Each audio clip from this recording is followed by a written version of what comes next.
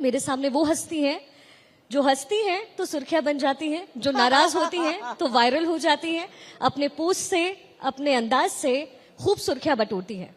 सुप्रिया जी, बहुत बहुत स्वागत है आपका। कांग्रेस की नेशनल स्पोक्स पर्सन आप, और जैसे ही मैंने आपको देखा मुझे मेरे जहन में एक बात याद आई। जिस दिन चुनाव के नतीजे आए उसके अगले दिन, चुनाव के नतीजे वाले दिन, एनडीए को क्लियर बहुमत समझ में आ गया। लेकिन आपका एक वीडियो जो संभवतः बीजेपी की तरफ से था और मीडिया सेल, आईटी सेल की तरफ से था, जिसमें आप काफी खुश नजर आई और आईटी सेल ने उसे ऐसे रखा जैसे कांग्रेस से चुनाव जीत गई है। आपको, आपके दर्शकों को मेरा नमस्कार शिखा जी।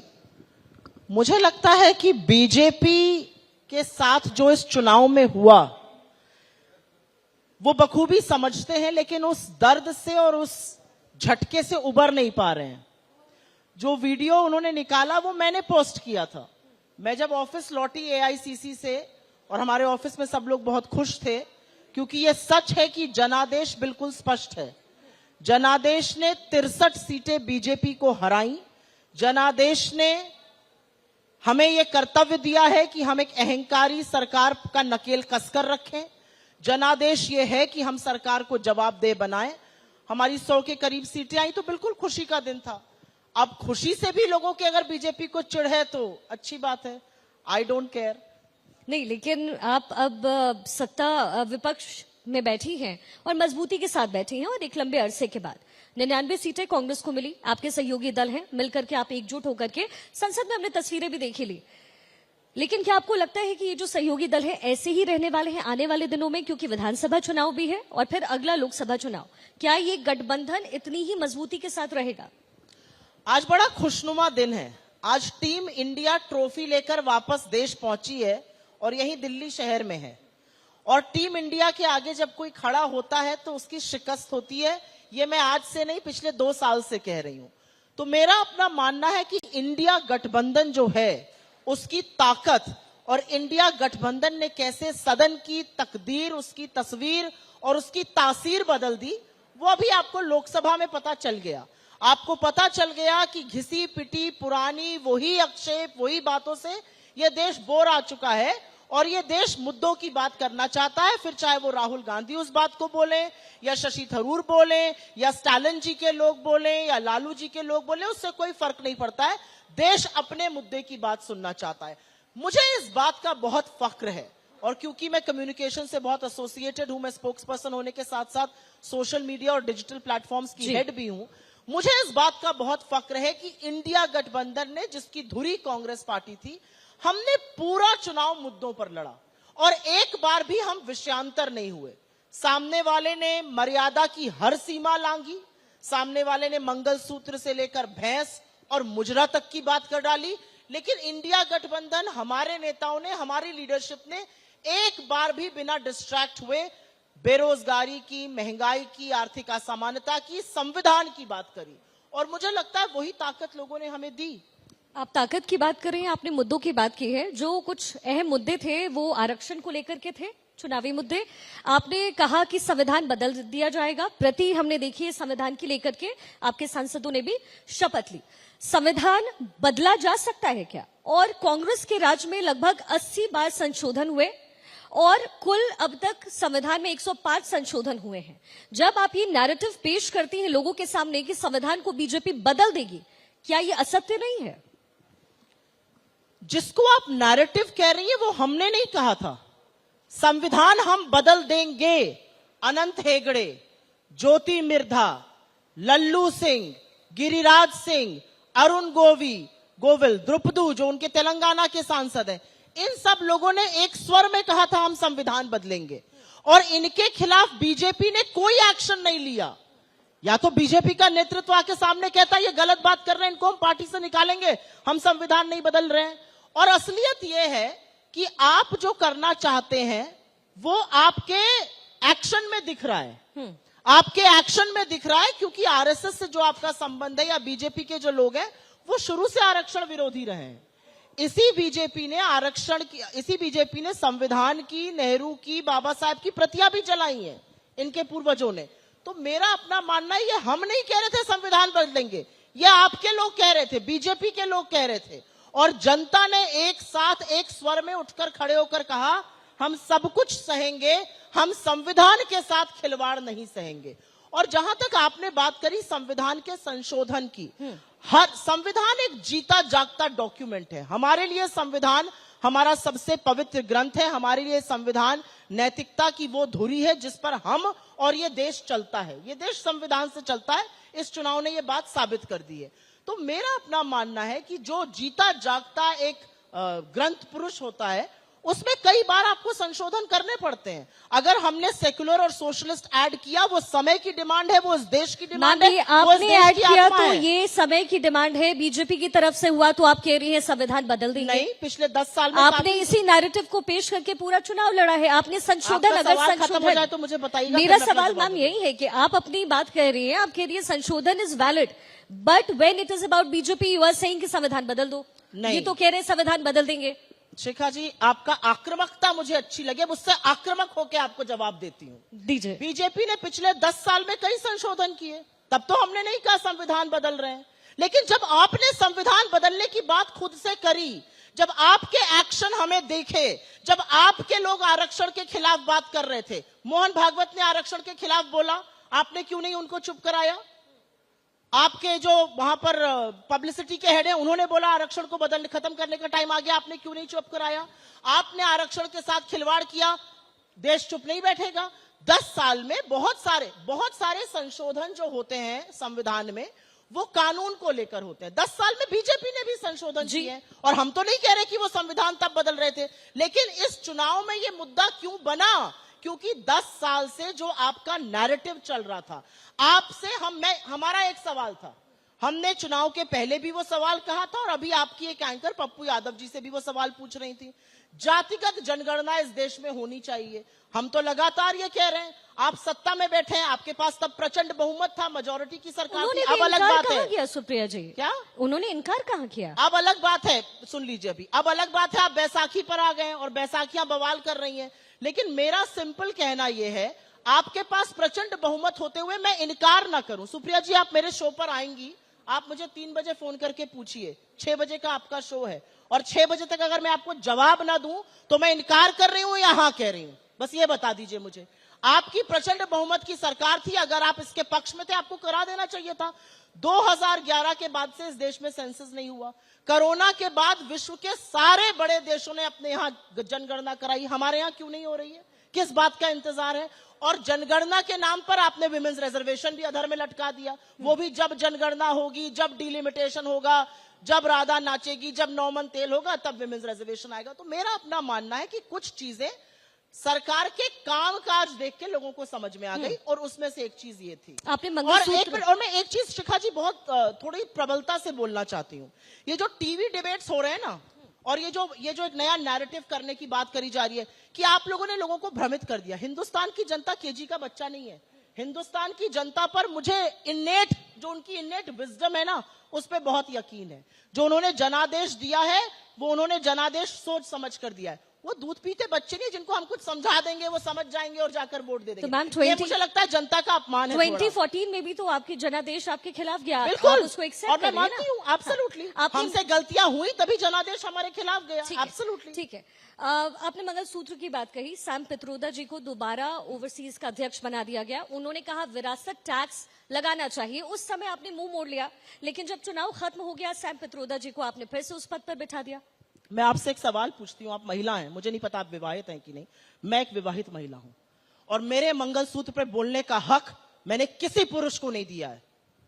मुझे कोई फर्क नहीं पड़ता बोलने वाले ने दाम्पत्य का सूत्र निभाया है नहीं निभाया, ये उनका निजी मामला है, लेकिन मेरे मंगलसूत्र पर बोलने का हक मैंने किसी को नहीं दिया है। एक विवाहित महिला होते हुए उसकी मैं उतनी ही भर्त्सना करती हूं जितनी मैं मुजरे की करती हूं। इस देश के प्रधानमंत्री ने मर्यादा की वो सीमा लांगी जो आज तक किसी राजनेता ने नहीं लांगी थी। चुनावी मंच से आप बोल रहे हैं मुजरा शब्द का एक बार चलो गलती से प्रयोग हो गया, 2 बार हो गया, आप 2-2, 3-3 रैली में मुजरा कर रहे हैं और आक्रोश नहीं दिखा मुझे मीडिया में। मुझे इस बात की शिकायत है। अब मैं आपकी सवाल का जवाब देती हूँ। सैम पित्रोदा ने एक ऐसी बात कही, उन्होंने कहा कि वेल्थ टैक्स लागू होना चाहिए। उन्होंने कहा अमेरिका में ये होता है, लेकिन क्योंकि हम इससे संबंध नहीं रखते हैं, हमने भाई, हमसे तो कहा जाता है 70 साल का हिसाब दो, तो 70 साल का हिसाब ये है कि हमने आज तक वेल्थ टैक्स लागू नहीं किया था। हमारे मैनिफेस्टो में वेल्थ टैक्स कहीं नहीं था। हटाया भी गया, आपकी राज में हटाया राजीव गया था। गांधी जी राजीव ने गांधी ने वेल्थ हटाया। टैक्स, एस्टेट टैक्स हटाया भी था। तो मेरा अपना मानना है कि हमारी ऐसी कोई सोच नहीं थी, और सैम पिट्रोडा जी ने क्योंकि वो कहा था, इस पर आपत्ति दर्ज करी थी। उस आपत्ति को देखते हुए उन्होंने नैतिक जिम्मेदारी ली और उन्होंने अपने पद से रिजाइन किया। लेकिन यह भी सच है कि सैम पिट्रोडा जी एक बड़े परिपक्व आदमी है। उनकी जो वैश्विक समझ है, जिस तरह की ओवरसीज मुद्दों पर उनकी समझ है, जिस तरह से वो एक्चुअली आईटी रेवोल्यूशन के द्योतक कहे जाते सकते हैं हिंदुस्तान में, मुझे लगता है he has some years of public service left in him and I think we took the right call. And I also think उनको भी भविष्य में और आज भी सोच समझकर पार्टी जो यकीन पार्टी करती है उस पर बोलना चाहिए, यानी पार्टी लाइन पे चलना चाहिए। आप उम्मीद अब बिल्कुल ये कह चलना रही हैं कि चाहिए। विरासत टैक्स का मुद्दा दोबारा वो कम से कम नहीं उठाएंगे।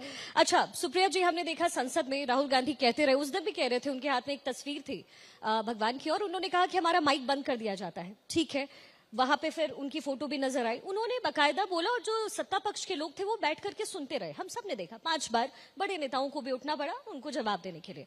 लेकिन जो प्रधानमंत्री मोदी बोलने के लिए वहां पर आए, through out the conversation, through out the speech, विपक्ष बोलने ही नहीं दे रहा था। बहुत सारे मुद्दे थे। तो मेरा सवाल आपसे ये है कि तब जब आपसे इमरजेंसी के मुद्दे पर लोग सवाल पूछते हैं, तो फिर आप क्यों कहते हैं कि हमें संसद में बोलने नहीं दिया जाता? शिखा जी, आप एंकर लगती हैं मुझे, और मुझे लगता है आप उस दिन भी एंकर कर रही होंगी बिल्कुल। जिस दिन मोदी जी बोल जी। रहे थे। 2 घंटा 14 मिनट नरेंद्र मोदी जी ने भाषण दिया था लोकसभा में। दिल पर हाथ रखिएगा, पीछे की रिकॉर्डिंग देखिएगा और बताइएगा संसद टीवी ने कितनी बार 2 घंटा 14 मिनट में विपक्ष को दिखाया। एक बार भी नहीं। सदन नारों से, रुक जाइए, पूरी बात सुन लीजिए, बीच में मत टोकिए अभी। सदन नारों से गूंजता रहा, मणिपुर को न्याय दो। हम सबको सुनाई दे रहा था, इतनी जोर से नारे हो रहे थे कि मोदी जी को अपना हेडफोन लगाना पड़ गया। जी। लेकिन एक बार भी नारों के पीछे की आवाज नहीं सुनाई दी। संसद टीवी ने एक बार भी, नॉट इवन वंस, विपक्ष को दिखाया। 2-3 बार एमसीयू, कभी अखिलेश जी का और कभी राहुल जी का काटकर दिखा दिया गया। उसके बाद 24 घंटे बाद सदन का सीसीटीवी फुटेज लीक होता है, हर चैनल पर चलता है, पीएमओ का चपरासी सबको भेजता है।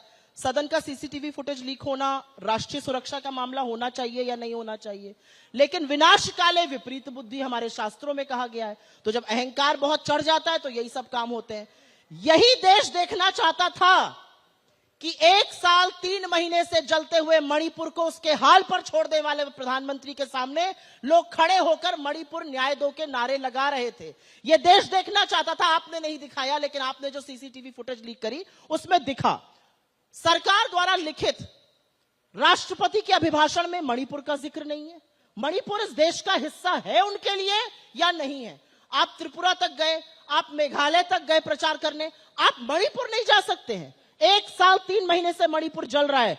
मर्यादा क्या कहती है कि इस देश का प्रधानमंत्री मणिपुर जाए, दोनों समुदायों से मिले, शांति की पहल करे। यहां पर जबानी जमा खर्च करने से मणिपुर में शांति नहीं होगी, क्योंकि सच यह है कि मीडिया भी मणिपुर से बिल्कुल मुंह मोड़े बैठा हुआ है। आज भी मणिपुर में हजारों बच्चे, हजारों महिलाएं राहत कैंप में रहने को मजबूर हैं। क्यों मजबूर हैं? अगर यही यूपी, यही बिहार, यही राजस्थान, यही मध्य प्रदेश, यही हरियाणा में हो रहा होता तो सारे के सारे लोग तांडव मचा रहे होते। But the tyranny of distance has ensured that India's media, India's parliament on the treasury side does not care about a state in this country. 1 साल 3 महीने से मणिपुर जल रहा है। क्या बात करते हैं आप लोग? और मुझे ऐसा लगता है कि अगर सोती हुई सरकार को, अगर सोती हुई दम्भी अहंकारी सरकार को नारे लगाकर मणिपुर याद दिलाना पड़े तो बिल्कुल याद दिलाना चाहिए, क्योंकि लोकतंत्र ये है, जनादेश ये है कि इस सरकार की नकेल कसकर उसको जवाबदेह बनाने का काम हमें जनता ने दिया। ठीक है, तो राहुल गांधी ने संसद में बोला, उनको सत्ता पक्ष के लोगों ने सुना। जब प्रधानमंत्री मोदी बोले आए, किसी ने नहीं सुना। आप कह रही हैं कि एक बार भी विपक्ष का चेहरा नहीं दिखाया। आपने पूछा मुझसे सवाल कि क्या आपने देखा था चेहरा? बिल्कुल नहीं, मैं चेहरे की बात नहीं, मैंने आवाज बहुत सुनी थी मैम। मैंने आवाज, मैं तो देख रही थी मैम। यही आवाज सुननी चाहिए देश ये आवाज सुनी। आप लोगों ने सरकार को बोलने का मौका नहीं दिया। वो बोले, आपने कहा खुद से हेडफोन उन्हें लगाना पड़ा। क्या ये देश की जनता जो सत्ता में लेकर के आई है बीजेपी को, उसको हक नहीं है कि सरकार क्या जवाब दे रही है? क्या मणिपुर को हक नहीं है कि उसकी बात होनी चाहिए? क्या मणिपुर को हक नहीं है कि राष्ट्रपति जब अपना जॉइंट सेशन का अभिभाषण करे तो उसमें बात करे? क्या मणिपुर को हक नहीं है कि इस देश का प्रधानमंत्री वहां जाए? क्या मणिपुर को हक नहीं है कि मणिपुर की चर्चा प्रधानमंत्री जी करें? नीट एग्जाम पर हमने कहा आप सदा सत्ता पक्ष विपक्ष की बातें छोड़ दीजिए, हम सबकी बातें छोड़ दीजिए। 24 लाख बच्चों ने नीट का एग्जाम दिया, धांधली हुई, आपके मंत्री कह रहे हैं पेपर लीक हुआ। आज उन 24 लाख बच्चों को आप क्या कहेंगे? क्या सदन को एक संदेश नहीं देना चाहिए था उन 24 लाख बच्चों को? राहुल गांधी ने यही तो कहा था कि आप डिबेट लीड करिए, और बड़ी विनम्रता से कहा था, चिट्ठी लिख के कहा, बोलकर कहा कि आप डिबेट लीड करिए, हम नहीं डिबेट लीड करेंगे। But let us send a joint message to our students. हम अपने 24 लाख उन बच्चों को जॉइंट मैसेज तो भेजें। इस देश में प्रधानमंत्री को 50 साल पहले की आपदा याद आती है, आपातकाल याद आता है। आना चाहिए, ठीक है, गलती हुई थी, बिल्कुल आना चाहिए, इसमें कोई वो संदेह नहीं है। प्रधानमंत्री को जो पेपर लीक की और जो परीक्षा रद्द होने की आपदा है वो नहीं दिख रही है।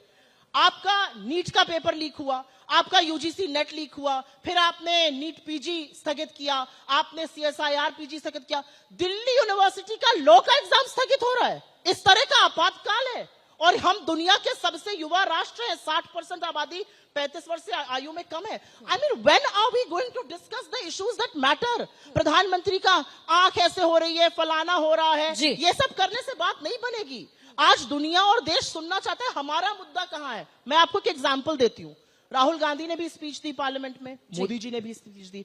हमारे चैनल की बात मत करिए, हमारे चैनल पर तो ऑब्वियसली लोग राहुल गांधी को देखेंगे, बीजेपी पर बीजेपी को देखेंगे, वहां पर भी ज्यादा नहीं देखेंगे। संसद टीवी तो सो कॉल्ड निष्पक्ष चैनल है, ना बीजेपी का है ना कांग्रेस का है, थोड़ा बीजेपी का ज्यादा है, लेकिन उसके बाद भी निष्पक्ष कहा जाता है। संसद टीवी पे 10 लाख लोगों ने राहुल गांधी को देखा, 70,000 लोगों ने मोदी को देखा। राहुल गांधी के नीचे कमेंट आ रहा है कि मैं तो इनको भला बुरा कहने आया था, लेकिन जब इनकी नीट पर बात सुनी तो मुझे लगता है नीट पर चर्चा होनी चाहिए। लोग कह रहे हैं कि वहां पर बिल्कुल उन्होंने सही कहा, हिंसा करना गलत है। तो मुझे आप एक बात बताइए, इस देश के लोगों की क्या अपेक्षा है? इस देश के लोगों की अपेक्षा है कि जो विपक्ष मुद्दा उठा रहा है नीट, जो विपक्ष मुद्दा, 7 साल में 70 पेपर लीक हुए हैं। कोई सोचता है कि इन बच्चों के ऊपर क्या बीत रही है? ये 18-18, 20-20 साल के बच्चे हैं, इन पर हम और आप बैठ के टीवी पे एड नॉजियम बहस नहीं कर सकते हैं। इनके भविष्य के लिए सोचिए। और मुझे ऐसा लगता है सत्ता और विपक्ष को, मतलब विपक्ष का नेता आपसे कह रहा है आप बहस लीड करिए, आप बोलिए, हम नहीं करेंगे। उसके बाद भी आप बोलने को तैयार नहीं। कहाँ दिया? सवाल बात ये ना मैम, आप पार्लियामेंट मुझे नहीं लगता ट्रैक करती हैं बहुत। नहीं, हाँ, आप पार्लियामेंट नहीं लगता मुझे बहुत ट्रैक करती हैं। मैं बहुत ट्रैक करती हूँ। अगर आप ट्रैक करती हैं तो आप जानती हैं 18वीं लोकसभा के पहले सत्र के पहले दिन नेता प्रतिपक्ष बनते ही राहुल गांधी ने खड़े होकर कहा हमें इस सदन में एक दिन नीट पर बहस करनी चाहिए। यह सत्ता पक्ष और विपक्ष का मामला नहीं है, सदन से इन युवाओं को यह संदेश जाना चाहिए। उन्होंने मोदी जी को एक चिट्ठी लिखी, जिस दिन उनको अपना जवाब देना था उसके पहले भी उन्होंने उठ के कहा कि हमें लगता है नीट पर चर्चा हो। क्यों एडजर्न कर दिया गया सेशन? साइनेड आए, क्यों नहीं हम आधा दिन दे सकते थे? क्या ये जो 24 लाख बच्चे कहीं जंतर मंतर पे बैठे हैं, मतलब 4 बच्चों ने सुसाइड किया पिछले 48 घंटे में, इसके लिए जवाबदेह कौन है? Who is responsible? Education minister आज एक वक्तव्य देते हैं, कल कुछ और देते हैं, परसों कुछ और देते हैं। ठीक है मैम, आपने जिम्मेदारी, बिल्कुल आपने जिम्मेदारियों की बात की है। पश्चिम बंगाल में महिला के साथ बर्बरता हुआ, you must be knowing about it, I am sure you are the part of debates. आपने जब वहां पे बर्बरता हुई मैम, और पश्चिम बंगाल में टीएमसी की सरकार है, क्या ये आपका नैतिक अधिकार नहीं बनता था कि आप उन महिलाओं के बारे में बोले, या सिर्फ क्योंकि टीएमसी आपके साथ है आप नहीं बोलेंगे? बहुत अच्छा सवाल आपने मणिपुर के बारे में बोला, मुखर होके बोलती है, लेकिन वेस्ट बंगाल में जो हुआ, बहुत अच्छा आपने सवाल पूछा, आपने भी नहीं बोला। मैंने संदेश खली पर सबसे पहले बोलने वालों में मैं थी। आपके लिए बता दूं, मेरा जाके ट्विटर टाइमलाइन चेक करिएगा, मैंने अपनी प्रेस कॉन्फ्रेंस में उस पर जवाब दिया। सवाल पूछा किसी ने, मैंने उस पर बड़ी प्रखरता से जवाब दिया। जहां पर भी किसी महिला के साथ अपराध हो, चाहे वो गैर बीजेपी हो, चाहे वो कांग्रेस हो, चाहे वो घटक दल हो, चाहे वो उनका घटक दल हो, कोई फर्क नहीं पड़ता, एक भी महिला के खिलाफ अपराध आधी आबादी के खिलाफ अपराध है। लेकिन जब वहीं से वीडियो आते हैं कि बीजेपी के लोगों ने संदेश खली का किया, इनको क्यों सांप सूंघ जाता है? मुझे इस बात का एक दुख है शिखा जी, मैं आपकी तरह जर्नलिस्ट रही और 20 साल मैंने जर्नलिज्म किया। मुझे आज भी याद है 2012 निर्भया कांड। हम जानते थे कि रात को 2 बजे इस देश के प्रधानमंत्री डॉक्टर मनमोहन सिंह और सोनिया जी टारमैक पे खड़े थे निर्भया को सिंगापुर भेजने के लिए, और अनफॉर्चुनेटली जब उसकी मृत्यु हो गई तो उसकी बॉडी को लेनी अभी 3-3 बजे रात को हमने देखा। हमें तब भी पता था एज अ जर्नलिस्ट कि राहुल गांधी ने उसके भाई को पढ़ाने का बीड़ा उठाया, उसको पायलट बनाया। हमें कभी नहीं कहा गया कि इसको धीमे से प्लांट कर दो। ये बात निर्भया की मां ने बताई। हम जानते थे सरकार एक्ट कर रही थी, हम जानते थे अभियुक्त गिरफ्तार हुए थे, लेकिन फिर भी हमने सरकार के खिलाफ शोर मचाया, इंडिया गेट से रिपोर्टिंग करी। मैं आपको एक वाक्य बताती हूं और वो आपको बता देगा आज की असलियत क्या है। 76 दिन तक ये सरकार चुप रही। मणिपुर का वो वीडियो इतना भयावह है, मेरी डॉक्टर ऑडियंस में है। जब मैंने उसको वो वीडियो दिखाया तो मेरे रोंगटे खड़े हो गए। इतना भयावह वीडियो था कि एक औरत होने के नाते मुझे शर्मिंदगी महसूस हुई। मुझे लगता we have let down an entire population of this country. उस दिन शाम को मैं शोज पर गई और 2 बड़े चैनल पर मैं शो पर गई। मुझे लग रहा था आक्रोश होगा, पहली बार सरकार से सवाल पूछा जाएगा। प्रधानमंत्री 36 सेकंड पर बोलकर निकल गए। महिला बाल विकास मंत्री तो बोलती नहीं है, महिला आयोग के मुंह में दही जम जाती है। मैं हतप्रभ थी, क्योंकि जब शो शुरू हुआ तो एंकर को यह ज्यादा चिंता थी कि वीडियो आज क्यों रिलीज हुआ, आज सेशन शुरू हो रहा है। आपको यह चिंता नहीं है कि 2 लड़कियों को आदमखोरों की भीड़ ने नोचा, उसमें से एक कारगिल के शूरवीर की पत्नी है। यह चिंता नहीं थी आपको। आपको यह चिंता थी कि वीडियो की टाइमिंग को लेकर आपको क्या कहना है। मुझे लगता है ये जो पतन हुआ है ये 10 सालों में हुआ है और इसके लिए बहुत हद तक मीडिया भी जिम्मेदार है। तो मैम, लेकिन सवाल मेरा आपसे वेस्ट बंगाल को लेकर के था। बिल्कुल बिल्कुल गलत है। क्या मैम? वेस्ट बंगाल ही नहीं, कांग्रेस की भी स्टेट, कांग्रेस की भी। मैं तो कांग्रेस की स्टेट की बात कर रही हूँ। मैं कांग्रेस की स्टेट की बात कर रही हूँ। अगर कांग्रेस की स्टेट में भी क्यों नहीं किसी औरत के बहुत बोलते हैं, अरे ma'am, I am waiting, we are Bengal पे बोला, आप नहीं, आप लोग सेलेक्टिव सुनते हैं। मैम, ये मैं तो गलती आप बताइए, आपने कांग्रेस ने क्या रिएक्ट किया टू दिस वेस्ट आप बंगाल के? आप कहिएगा हम लोग हाथरस पे बोल रहे हैं और कहीं नहीं बोलते। इसलिए बोल रहे हैं क्योंकि 80,000 लोग आने थे। एलआईयू ने लिख कर दिया था ज्यादा लोग। सवाल हमने भी पूछा 2.5 लोग, रुक जाइए, 2.5 लाख लोग आए। 40 पुलिसकर्मी क्यों थे? एलआईयू को क्यों नजरअंदाज किया गया? यूपी बात करता है नंबर 1 बनने की। जिस अस्पताल में पहुंचे वहां पर डीजल नहीं था जनरेटर में, वहां पर बिजली नहीं थी, वहां पर स्टाफ नहीं था, वहां पर डॉक्टर। तो हम इसके खिलाफ बोलेंगे या चुप हो जाएंगे? चुप क्यों है मैम? बिल्कुल चुप नहीं है, बिल्कुल बोल रहे हैं। ठीक है, बिल्कुल मैं इंतजार करूंगी मैं उसका कि कहीं आप मुझे, आप इंतजार गलत कर रही हैं, क्योंकि हम बोल चुके हैं। हमने इस पर 2 मैं समझती हूँ कि आप जर्नलिस्ट रही हैं, लेकिन मैम सवाल तो आपसे पूछे जाएंगे। नहीं, बिकॉज आप इसको गलत, आप इंतजार, जिस पर हम बोल चुके उस पर आप क्या इंतजार कर रही हैं? मैंने कल इस पर शो किया, हमने कल प्रेस कॉन्फ्रेंस करी, मेरी नेता ने, प्रियंका जी ने बोला, राहुल जी ने बोला। स्वाति मालीवाल का जो मुद्दा है उस पर मैं बोलूंगी और बिल्कुल बोलूंगी, क्योंकि मैंने इसको सार्वजनिक रूप से बोला है। मैंने फिर कहा, अगर कोई भी औरत ये कहती है कि उसके साथ हाथापाई हुई है तो बिल्कुल पहले उसको संरक्षण मिलना चाहिए, उसकी जांच होनी चाहिए। लेकिन यह भी सच है कि उसकी जांच दिल्ली पुलिस कर रही है, जो अमित शाह जी को रिपोर्ट करती है। और मैं आशा करती हूं कि दिल्ली पुलिस जल्द से जल्द जांच करा के उनको न्याय देगी। अगर कोई औरत ये कह रही है, और एक सशक्त महिला है वो सांसद है, और वो सांसद होकर कह रही है कि मेरे साथ हाथापाई हुई, ये गंभीर चिंता का विषय है। और मेरा अपना मानना है कि दिल्ली पुलिस को इसकी जांच करनी चाहिए। लेकिन ये सवाल जो है ये सत्ता पक्ष से उठेगा, क्योंकि दिल्ली पुलिस कांग्रेस को नहीं, अमित शाह को रिपोर्ट करती है। 2 आखिरी क्वेश्चन मैम, बहुत संक्षिप्त में उत्तर लूंगी, समय की कमी है मेरे पास। राहुल गांधी ने अग्निवीर को लेकर के उन्होंने झूठे आरोप लगाए।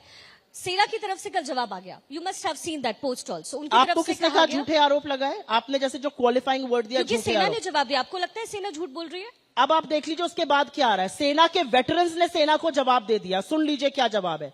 सेना ने कहा 98 लाख रुपए उनके परिवार को मिल चुके हैं। ये शहीद अजय सिंह के पिता का कहना है, मुझे पैसा नहीं मिला है। उस 98 लाख में से 48 लाख बीमा कंपनी ने दिए, सरकार ने नहीं दिए। और जो 1 करोड़ 65 लाख की बात हो रही है, उसमें स्टेट का जो मुआवजा आया वो है। तो सेना का जो रिप्लाई है, मुझे थोड़ा सा दुख है, क्योंकि मेरे घर के लोग वर्दी पहनते हैं सेना की। सेना को राजनीति से दूर रखना चाहिए।